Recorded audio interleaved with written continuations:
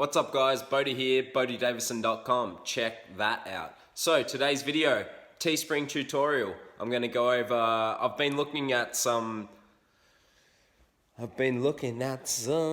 stuff.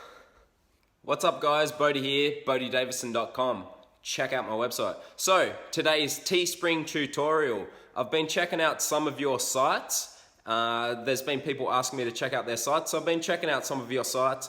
I've seen a common Teespring storefront problem that is happening over and over again, so stay tuned in this video as I go over that and something that you can change to make sure you're getting more sales, driving more of the correct traffic to the correct places. So yeah, definitely stay tuned.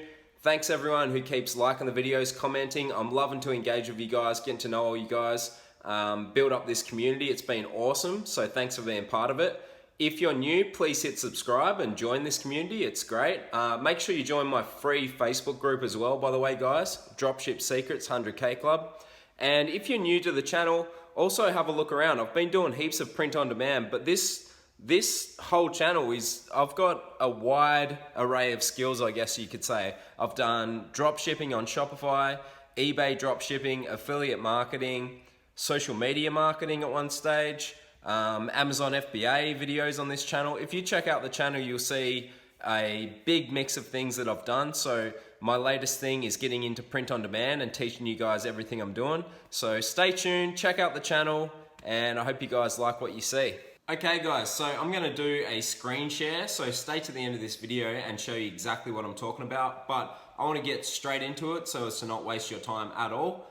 The big thing that I've seen with the stores that I've been checking out, and there's been a few of them because people have been commenting their stores in the YouTube videos, and feel free to do that and I'll definitely give you some feedback and check out your store, check out your social media. So the big thing that people are doing, so with storefronts, you can have as many storefronts as you want on Teespring. So we're talking about Teespring here.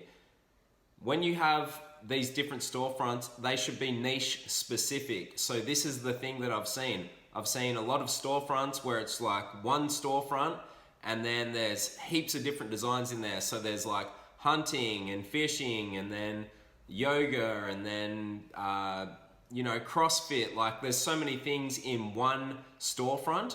Now this is where the problem is with this because of the traffic that I've been teaching you guys to get.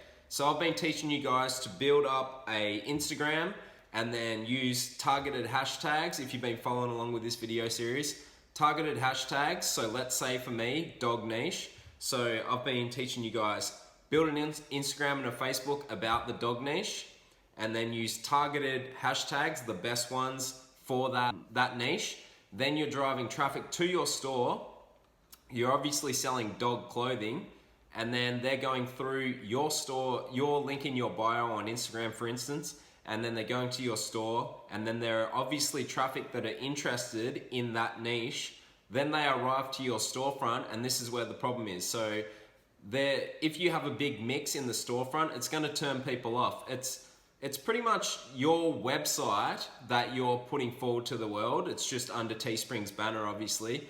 So if you go to any website, and this applies to like Shopify dropshipping as well, you can have general stores, but if you have a niche specific store, it's gonna do a lot better. So if you send traffic to your Teespring website, your store, and then there's like things for trucks and motorbikes and all different sort of gear in there, that's gonna turn people off and they're gonna do what's called bounce out, so they're gonna bail out, especially when Instagram is so easily to go back to scrolling. So let's say you pique someone's interest, you use the hashtag with me with dogs, let's say it's like good dog, just a random hashtag.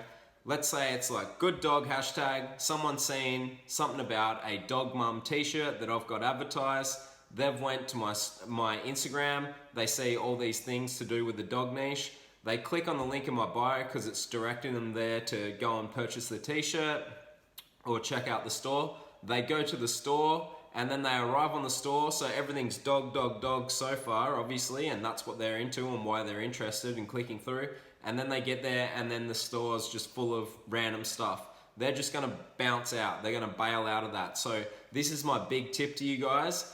Each storefront should be niche specific. So now I'll jump on the computer and I'll show you guys exactly what I'm talking about. All right, guys. So if we're just on our Teespring store and we just go to view store. And so this is my storefront. So I have an Instagram and a Facebook for this, which I've shown you guys in this video series, which is called Pup Club. And then I drive traffic from Instagram to this.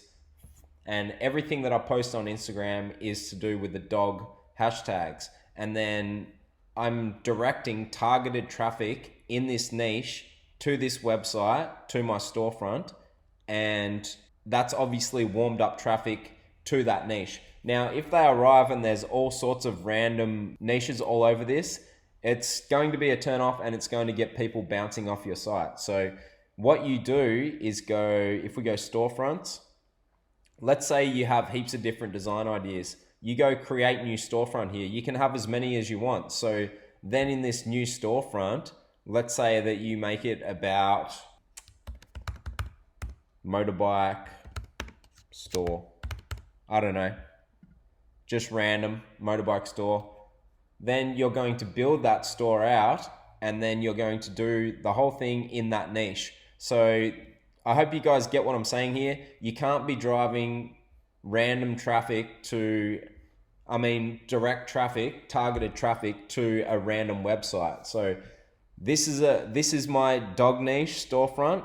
This is motorbike storefront. Now the next question you're going to ask is, do I have separate Instagrams for driving traffic? Yes, you do. So you can set up as many Facebook business pages as you want, create them, and then you can also have different Instagrams as long as you got different emails. I think you can have up to 4 Instagrams, or maybe you've already got another Instagram page and you just don't use it. So you can rename it and then use it for whatever niche it is that you want to drive traffic. So that's my big tip for you guys. I hope that helps you out. You need to be doing targeted traffic in the niche to a niche storefront. You can't be switching it up and having a general store. It will drive people off the store. You may think it doesn't, but trust me, it does. So anyone who is getting enough trust up to go to a website, then once they see something on that website that they don't like, they are likely to bounce off there. So you need to keep it